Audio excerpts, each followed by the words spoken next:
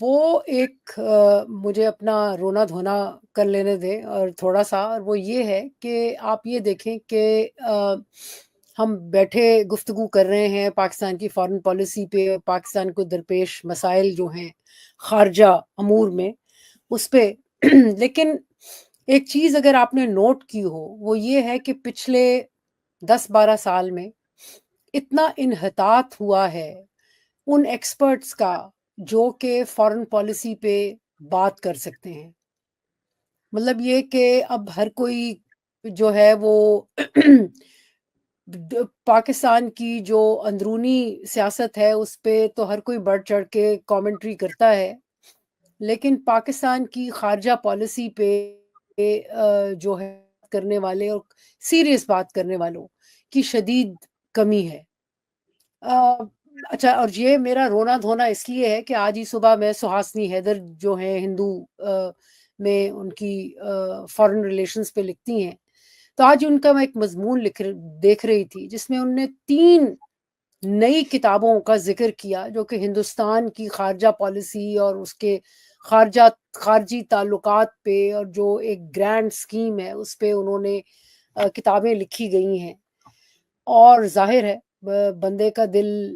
As a Pakistani للچاتا بھی ہے اور افسوس بھی ہوتا ہے کہ یار ہمارے ہاں جو انحطاط ہے اس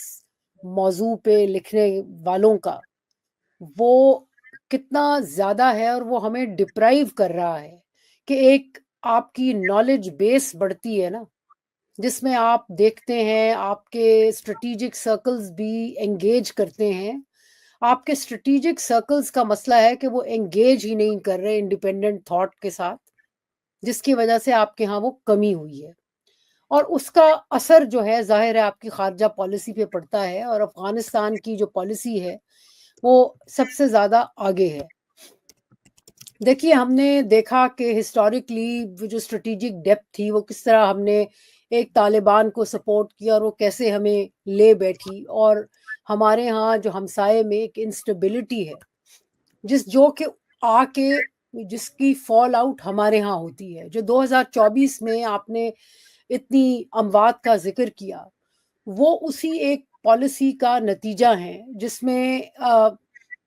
طالبان جو ہے اس کی سپورٹ بھی ہو رہی ہے، طالبان میں پہ کنٹرول بھی نہیں ہے. میرے خیال میں ایک لارجر پالیسی ہے جس میں آپ کا بھی ہاتھ ہے، جس میں آپ کے بڑے بڑے جو دوست ممالک ہیں امریکہ وغیرہ ان کا بھی ہاتھ ہے، کہ انسٹیبلٹی ہے جو کہ افغانستان میں کانسٹنٹلی پیدا کی جا رہی ہے تاکہ افغانستان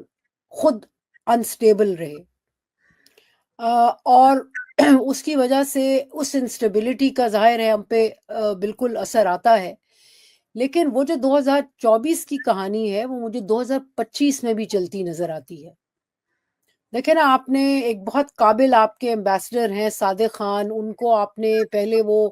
آپ کے اسپیشل انوائے تھے افغانستان میں، اور ان کے تعلقات، مراسم، ان کی بات چیت، ان کی کمیونیکیشن، وہ پشتون بھی ہیں، ان کی طالبان سے اور مختلف لیڈرز سے تھی. پھر انہوں نے ریزائن کر دیا کیونکہ ان کی کوئی بات ہی نہیں سنتا تھا. اب آپ نے ان کو پھر سے لگایا ہے، اور جب آپ نے ان کو لگا کے بھیجا تو ساتھ ہی آپ نے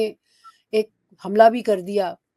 اب مزے کی بات یہ ہے کہ جو ٹی ٹی پی ہے جس سے آپ کو زیادہ مسئلہ ہے، وہ ٹی ٹی پی جو ہے وہ تو آپ کے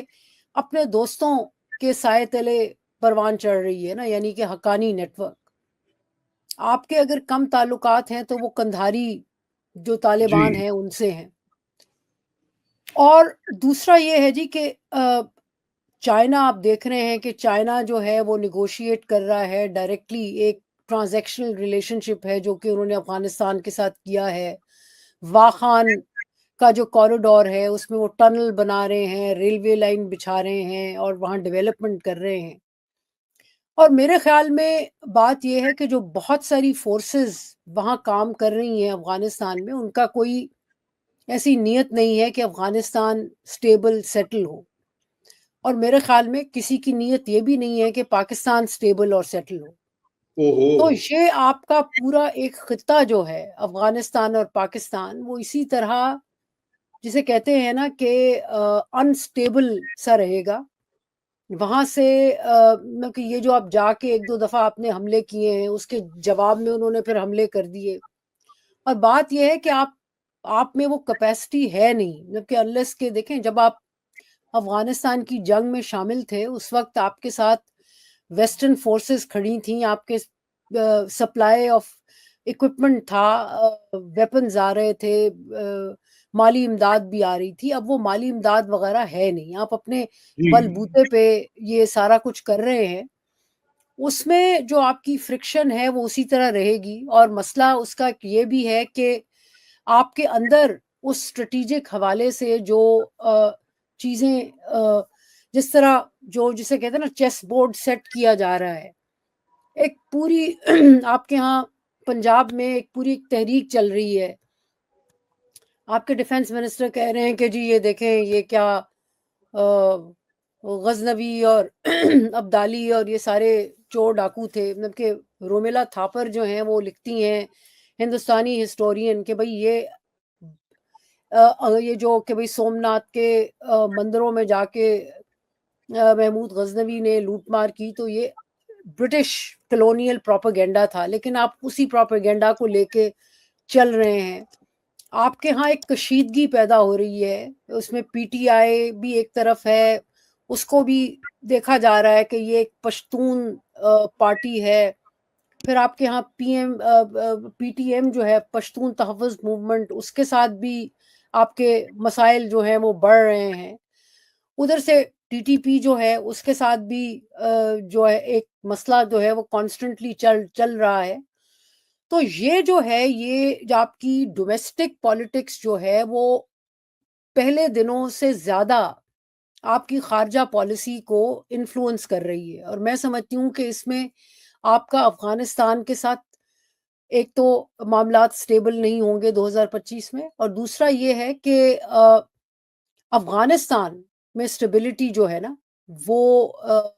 نہیں آئے گی. ایک انسٹیبل ریجن رہے گا، کیونکہ یہ بہت سارے جو بڑے پلیئرز ہیں گلوبل پلیئرز ان کو بھی سوٹ کرتا ہے. کیونکہ اس خطے میں اگر سٹیبلٹی آ جاتی ہے تو اس کے بینیفیشری ویسٹ نہیں ہے، اس کا بینیفیشری ایسٹ ہے، چائنا ہے، رشیا ہے، ان کو فائدہ ہوتا ہے. تو وہ انسٹیبلٹی جو ہے وہ مسلسل رہے گی.